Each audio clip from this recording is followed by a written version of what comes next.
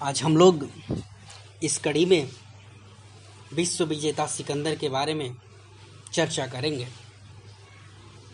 सिकंदर महान, Alexander the great, मकदूनिया के शासक फिलिप द्वितीय के बेटे थे। मकदूनिया, जिसे मैसिडोनिया के नाम से भी जाना जाता है, फिलिप द्वितीय की पत्नी का नाम ओलंपिया था। उनकी एक और पत्नी थी। ओलंपिया उनकी पहली बीवी थी। फिलिप द्वितीय अपना अधिकतर समय मकदूनिया के बाहर ही व्यतीत करते थे, अर्थात वे हमेशा युद्ध में व्यस्त रहते थे। फिलिप द्वितीय पूरे ग्रीस पे कब्जा करना चाहते थे, अतः उनकी गैर मौजूदगी में सिकंदर की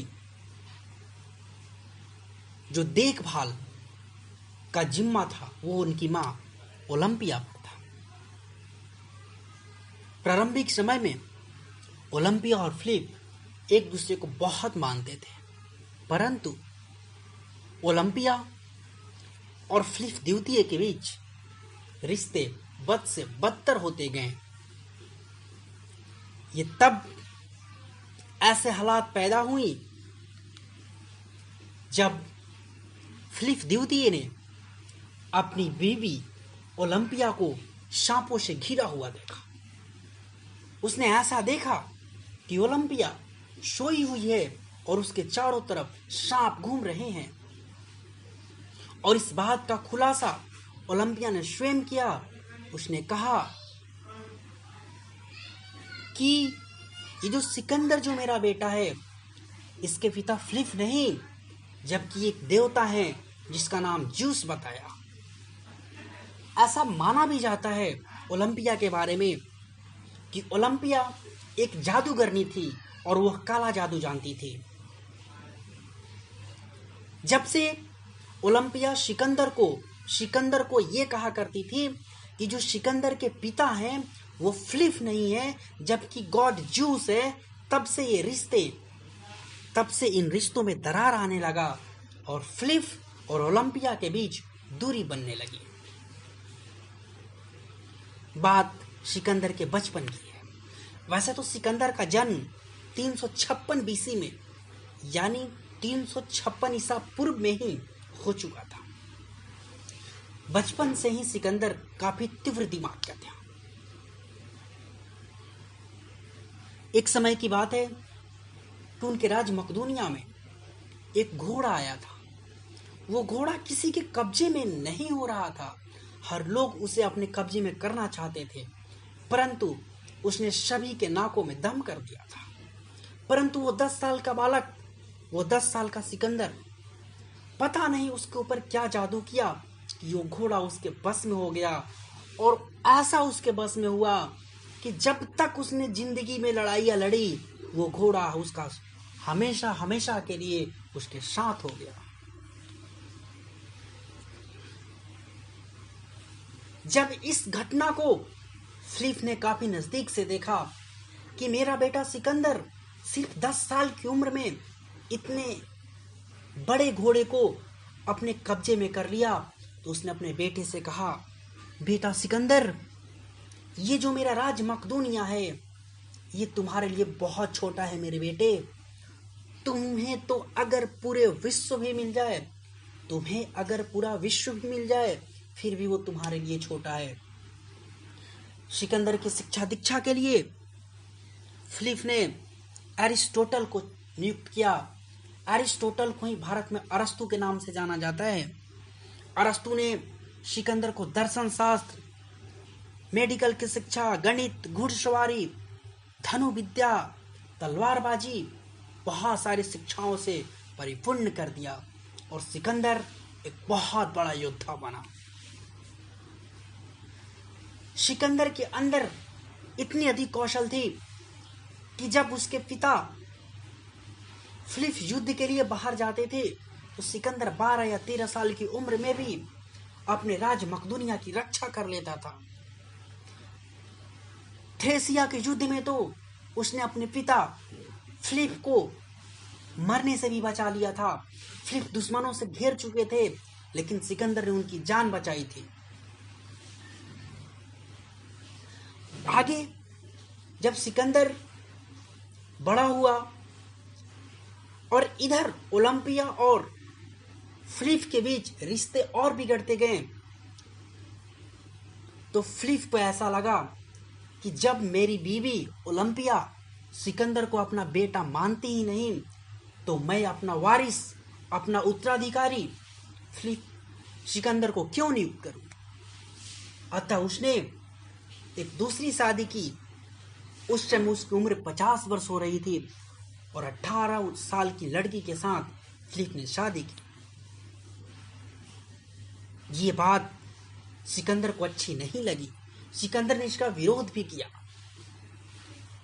परंतु इसका कोई परिणाम फिलिप के ऊपर नहीं हुआ और ओलंपिया और सिकंदर मकदूनिया को छोड़ वहां से चले गए।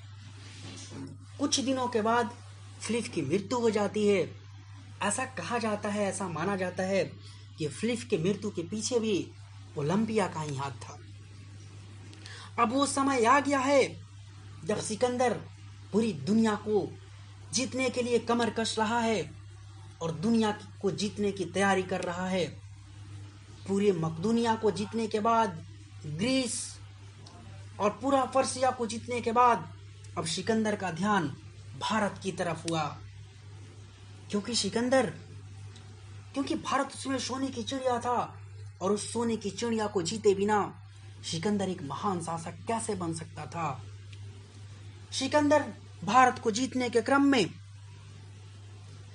हिंदू कुश पर्वत के रास्ते सिंधु नदी को पार करके तक्षशिला की धरती पर आया।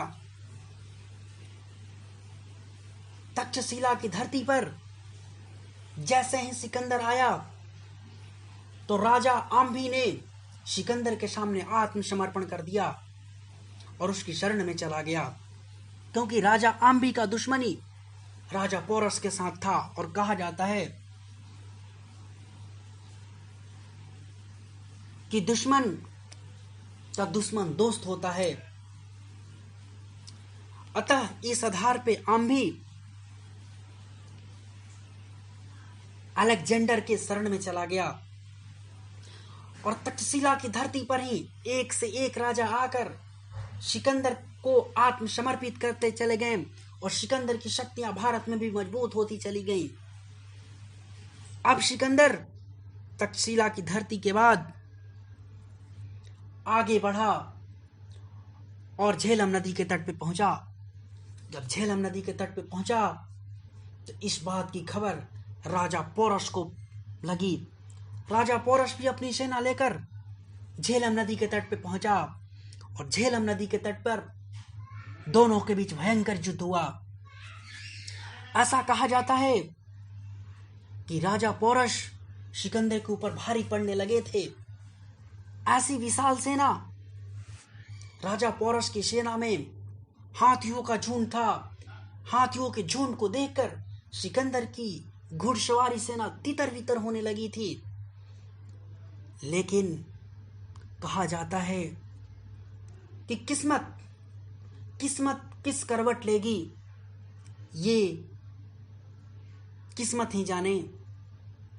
और उसी समय बहुत तेज बारिश हुई, जिसका फायदा सिकंदर की सेना को हुआ, क्योंकि सिकंदर की सेना घुड़सवारी सेना थी। वह बारिश में भी उनकी अपनी घोड़ा से युद्ध कर सकते थे। लेकिन पोरस की सेना में हाथियों की सेना थी, जो कि बारिश के समय हाथी युद्ध करने के लायक नहीं रहे। और इस तरह से सिकंदर ने राजा पोरस को बंदी बनाया। राजा पोरस को बंदी बनाकर सिकंदर के सामने लाया गया। तो सिकंदर ने राजा पोरस से पूछा, बोलो राजा पोरस, तेरे साथ क्या किया जाए। राजा पोरस ने कहा, हे विश्व विजेता का सपना देखने वाले सिकंदर, मेरे साथ वही सुलूक किया जाए जो एक राजा के साथ करता है। इस बात को सुनते ही सिकंदर के तोते उड़ गए।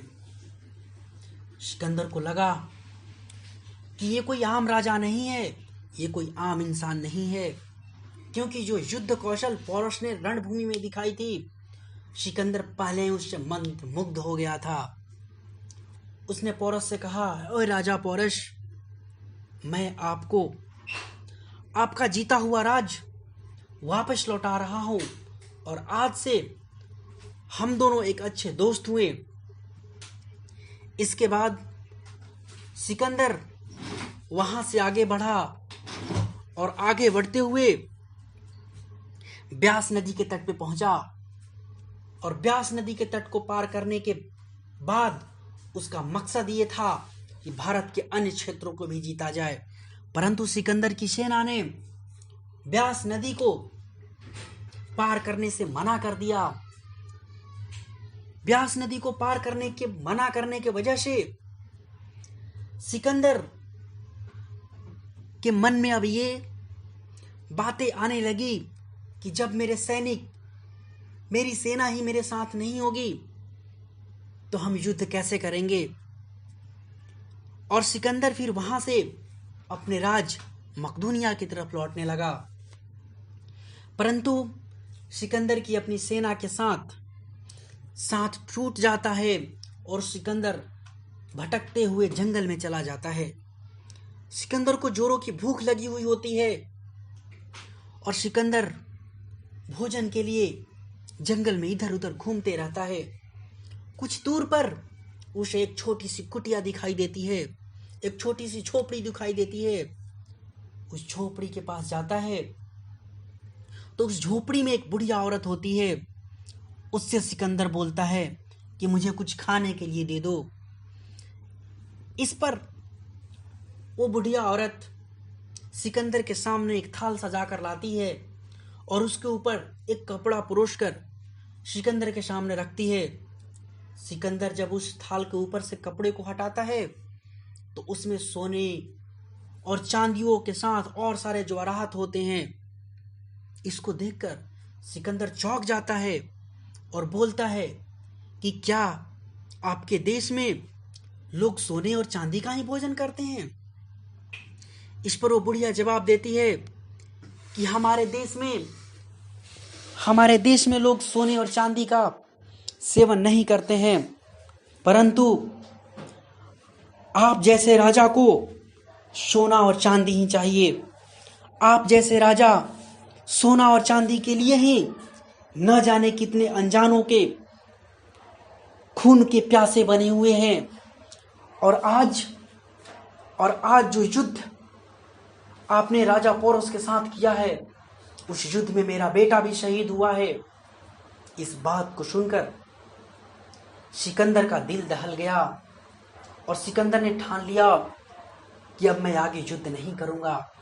परंतु ऐसे और सारे अभिलेखों से और सारे लेखकों की किताबों से पता चलता है कि सिकंदर का अगला सामना चंद्रगुप्त मौर्य से भी हुआ था, परंतु सभी लोग का अपना अलग अलग मत है।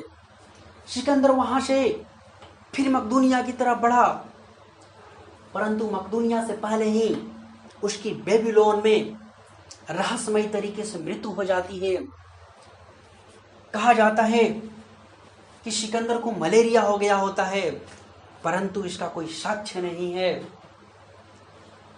कई सारे रहस्य हैं सिकंदर के मृत्यु के पीछे। कुछ लोग ये कहते हैं कि उसको जहर दे दिया गया था, परंतु क्या सत्य था क्या असत्य था वो अभी तक उसका उजागर नहीं हुआ है।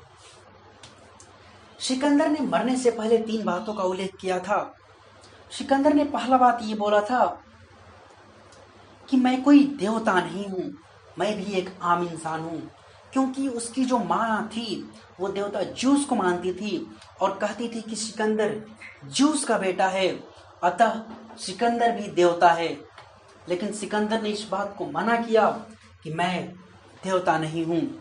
दूसरी बात सिकंदर ने यह कहा था कि जब मैं मर जाऊं तो मेरी अर्थी में, मेरी जनाजे में सोने और चांदी बिछाए जाए, ताकि जितने भी धन दौलत मैंने लूटे हैं वो सारे धन दौलत लोगों में बांट दिए जाएं। और तीसरी बात सिकंदर ने ये कही थी कि मेरे मरने के बाद मेरे हाथों की मुट्ठियों को खोलकर अर्थी से बाहर निकाल कर ले जाया जाए, ताकि अगर मैंने इस दुनिया में जितनी सारी संपत्ति जीती है, जितनी सारी धन दौलत जीती है, मैं यहीं छोड़ के जा रहा हूँ। अर्थात यहाँ ना तो कोई कुछ लेकर आता है, ना ही कोई लेकर जाता है। इस तरह से एक महान शासक कहा जाए या एक महान लड़ाकू सिकंदर का अंत होता है, और उसके बाद मकदूनिया में उसके बेटे का नया साम्राज्य कायम होता है।